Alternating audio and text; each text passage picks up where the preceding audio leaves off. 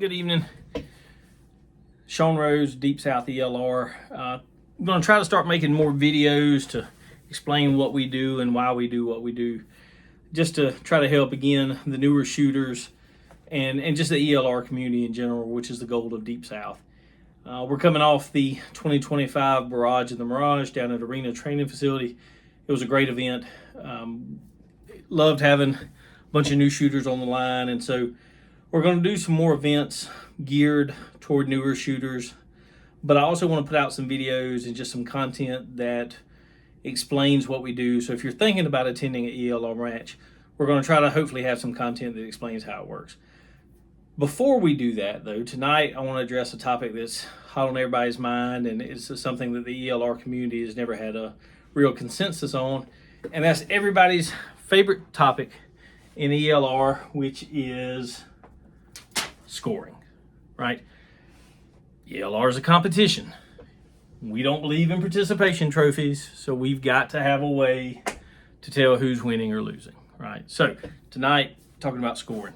I want to take a brief moment to sort of explain at least how we got here, in my humble opinion. I'm definitely no expert on ELR or the ELR community. All I can speak from is my personal experience. When I first got into ELR several years ago, the general consensus on scoring was you had a model where you have 5 shots per target, 2 targets per stage. Some matches would have a cold bore target that you took 1 shot at that was worth more points, tended to be smaller and closer, but it was worth extra points. That model I don't see as much anymore, but the scoring model that was under it was essentially a simple multiplier. It was five times the yardage for a first round impact, 4 times the yardage for a second, 3 times for a third, 2 times for a fourth, and 1 times the yardage for a fifth. Ton of points, right? You're talking about yardage is 1,000 yards plus. That adds up to big numbers, and that works. It's simple. It appeals to the simplicity of it, but there were problems with that model. There were situations where basically your early stages didn't count a whole lot, right? Because you were closer. And what you would have, especially at some of the larger matches or matches where you could get more yardage, is you would have some extremely far targets at the end. And if somebody did really well on those last 2 stages, it basically made it where the first stages didn't really count. It didn't really matter. You could have somebody go from worst to first if they did really good at the end. And because the variableness or the variability of conditions is something that ELR is always going to struggle with, that the winds can pick up while a string is going, that kind of equity we'll never get. I mean, that's out of our control unless we go to a pair fire format, which that's beyond the topics of this video. But regardless, it made some disparities in that, so people looked at other scoring mechanisms, and essentially we looked at it as well. And I know most of the series east of the Mississippi are running this method right now. Well, I should at least say, as far as ELR Southeast, the Thunder Valley Precision matches and the Deep South ELR matches and the matches at Pitts. So I want to explain that scoring mechanism and tell you some of the idea behind it. So in trying to come up with a scoring mechanism, we had to think about what were the goals of ELR. What are we trying to reward? What are we trying to accomplish? And there's an element of it that I think everybody agrees you want to reward someone for being on target early, right? For having those first round impacts. Because that says, at least to some extent, somebody is dialed in, their data is good, their spotter has made a good win call, or they've made a good win call, and they've executed the best you possibly could. You hit the target on the first shot, at long ranges. And there's an element of that goes to the heart of what ELR is and grows out of the community of long-range precision shooting. And we want to reward that. The problem was that 5 times multiplier was rewarding it a whole lot. And a lot of people felt that may be too much, right? That put too much weight on the first round impacts. Additionally, the first round, you get to the second round, still a 4 times multiplier. And so that still put a lot of weight even on the second round and third round, and it made it where your later impacts didn't count as much. And again, that's fine. It's very simple. It's a good system.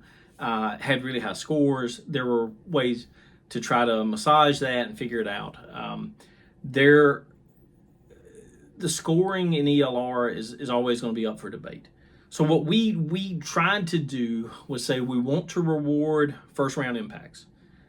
We also want to reward the total number of impacts. What we didn't want was somebody to come out and hit the first round on every target and not hit anything else.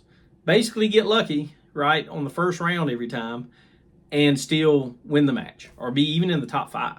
You know, I mean, you come out of 50 shots and you hit 10 of them, so you have a 20% hit rate, but because it's first round impacts, you're still at the top. We didn't want that, right? That's not what we're wanting. We want consistency as well. We want repeatability, right? Because without repeatability, there is a strong argument it's just luck. So we wanted to make sure that we built in the consistency and the repeatability. You know, we wanted both to try to balance that. So we played with a bunch of numbers, and the vast majority of this work is a product of Zach Moran, who's helping with the Thunder Valley Precision and running those, and just a really good guy. And so we, in back and forth conversations, we sort of hashed out this and decided we'd give it a try to see how it works. By no means is it do we think it's the end all be all of scoring mechanisms. We're always open to adjusting it, and we're looking at the data as more matches get shot to see if things need to be adjusted. So essentially, the way the scoring mechanism works now, I'm going to give you an example of that and a detail of it, but it rewards the total number of impacts. It factors in the yardage. It factors in first round impacts. And we think it's a good balance of balancing all the factors we wanted: consistency, first round impacts, repeatability. That the first stages, we've tried to tweak it to where the early stages count, right? That you can have somebody that does really good early on, maybe messes up in the middle, the wind picks up in the middle of the day, and then they get to shoot later targets, and they do well again, and they're not out of the match because those first rounds still helped them. And so we try to balance that, and I'm going to take you through one of our score sheets that we use now to show you the formula we use and how we're making that work. All right, so let me go through in writing what I'm going to potentially show you and demonstrate on my computer screen as well. Again, our goal, and we sort of tried to define this, was to fairly balance the number of impacts, yardages, stages, and first round impacts in the final scores, so that early stages matter and later stages are not unfairly weighted. We want to award consistency over luck. All right, so the way our score sheet is broken down, and you'll see in a second, is it's broken down into stages with 2 targets per stage. Each line on the Excel spreadsheet will have a shooter's name and then 5 spots marked with 0 under a yardage column for each target. The yardage will be the yards to the target. The scorer will mark a 1 for each impact and a 0 for each miss or failure to fire. In other words, it's a binary system. It's 1 or 0, right?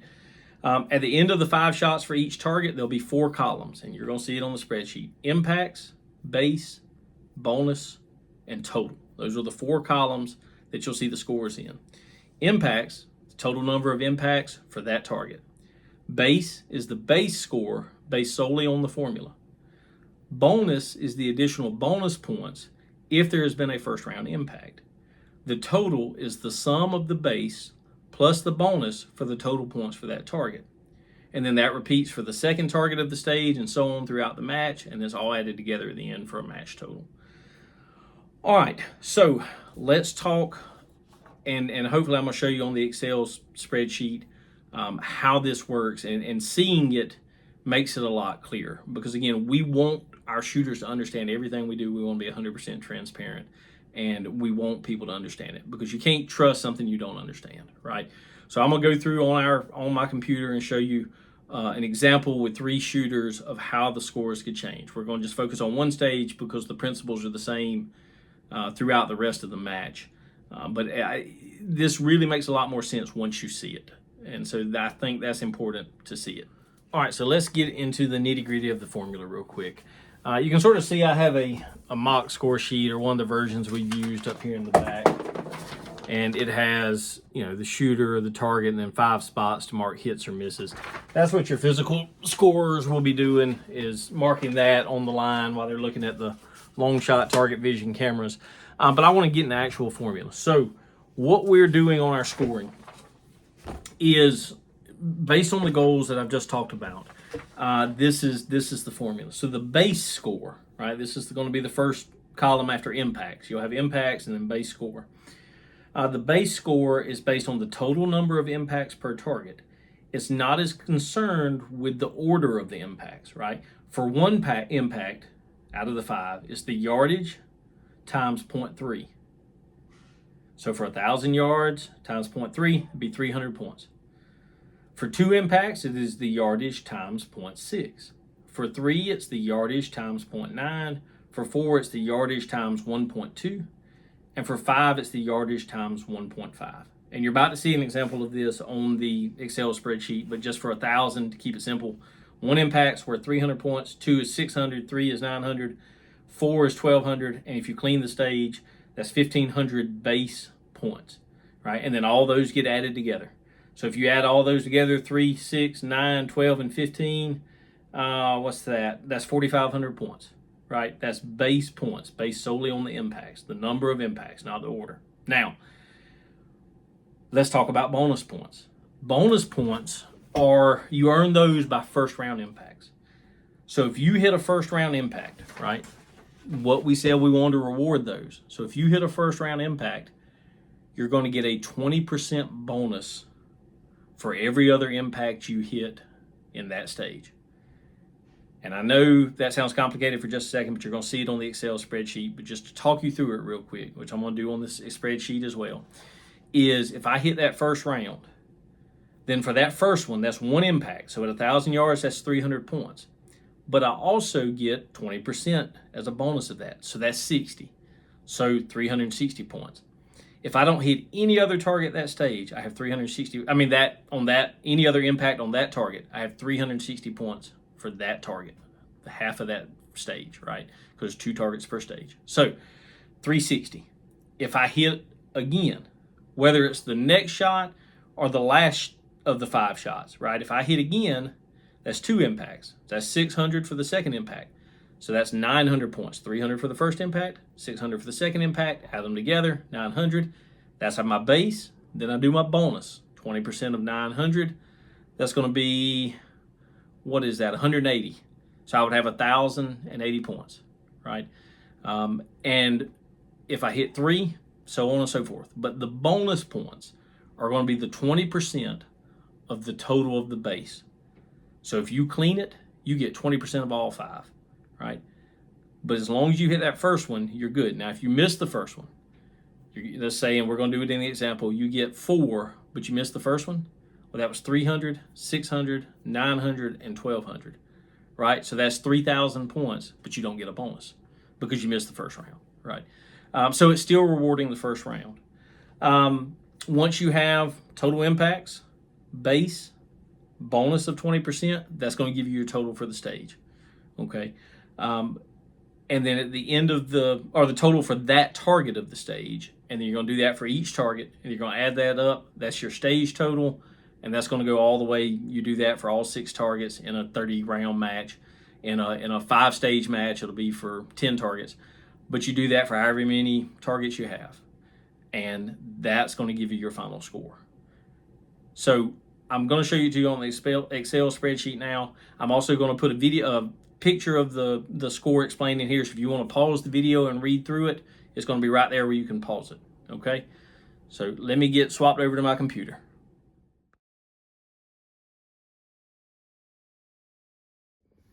So let's do a quick example of the scoring method that we're currently using in Deep South ELR and several other events. Again, this is a method that we think fairly balances impacts across the whole range of the match.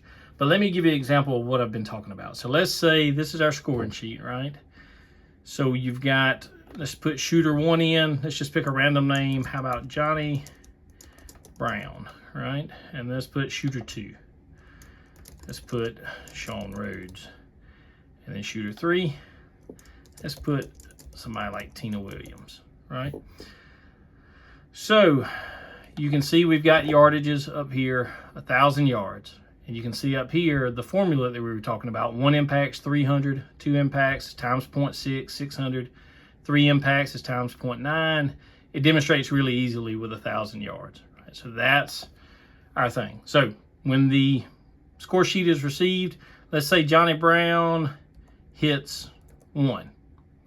All right, you can see that his points, when I tab over, his impacts is 1, his base points, 300 points. He has no bonus, and so his total for target 1 on stage 1 is 300 points.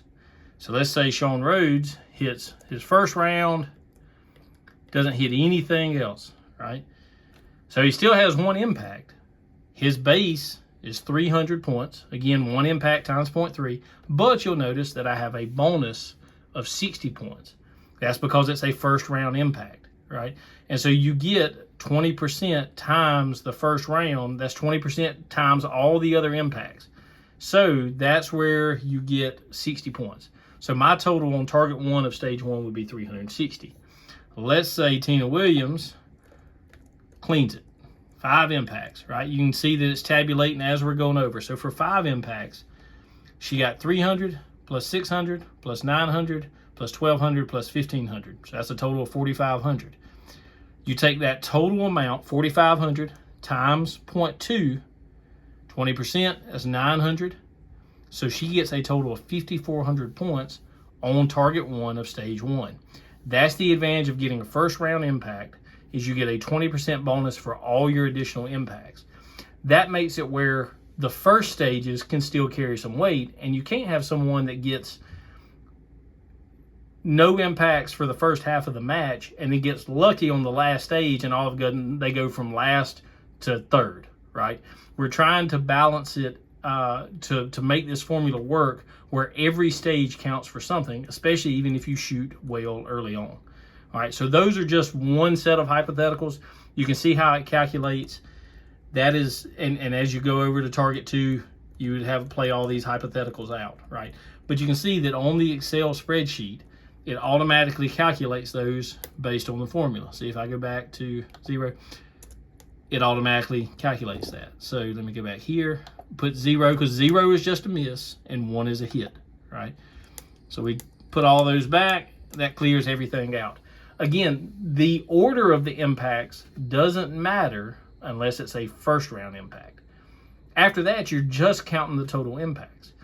And so maybe that's where some confusion is coming from, and that's why we want everybody to understand exactly how the scoring works and to see that the Excel spreadsheet, the formulas, they work based on just putting it in, right? That if there are error, it's human error in either not putting them in correctly or that the person is not double checking to make sure it's tabulating at the end, which we've caught almost all those mistakes. This is the most up-to-date version of the Excel spreadsheet. It should be working fine, and then it'll automatically calculate a lot of the other factors like hit percentages and all that.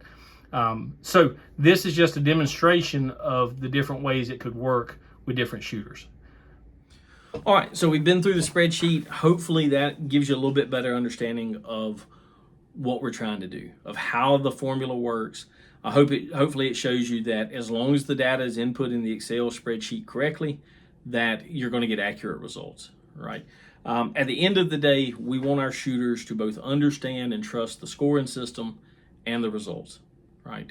That's our goal. We want to be accurate, just like we expect our shooters to be accurate, and we want to reward that.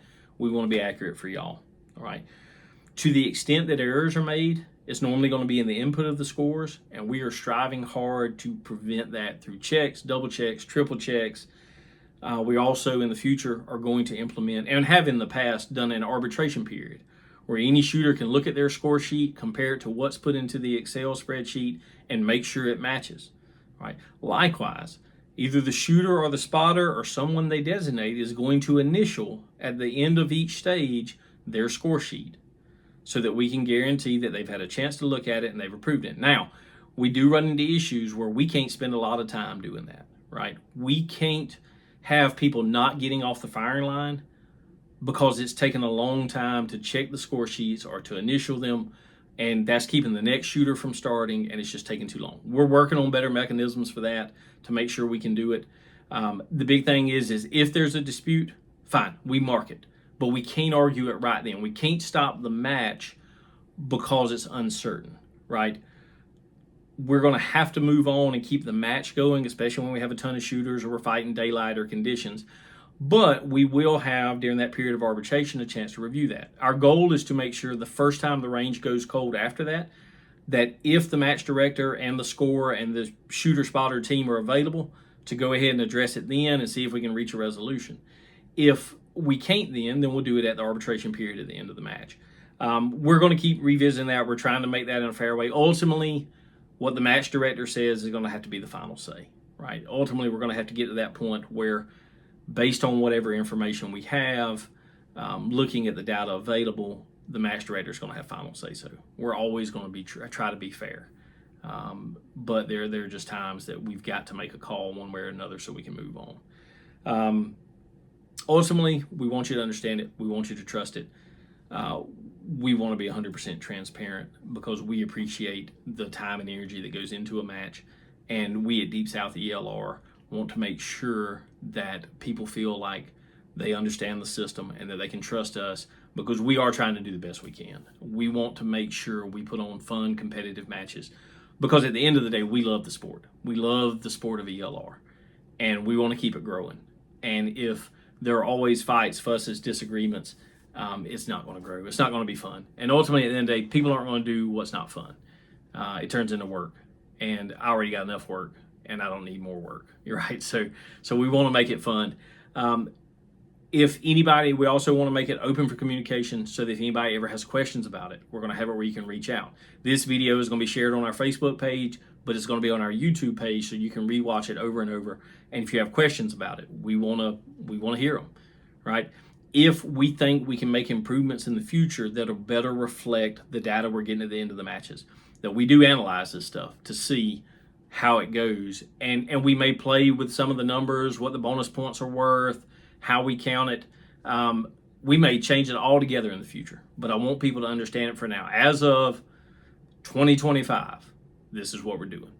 So if you have any questions, leave them in the comments below. Always feel to reach out to us through Facebook, and we will be glad to try to make sure you understand it.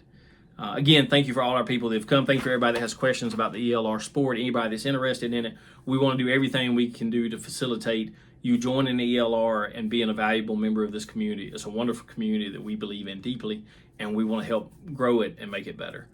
So stay tuned for more stuff. We're hoping to get videos out more often about different things about the sport so that people can learn more about ELR. So thank you so much. Appreciate your attention in this video, and we look forward to hearing from you in the future. Please, please, please watch out for those Mach 2 armadillos. Thank you. We'll see you on the firing line soon.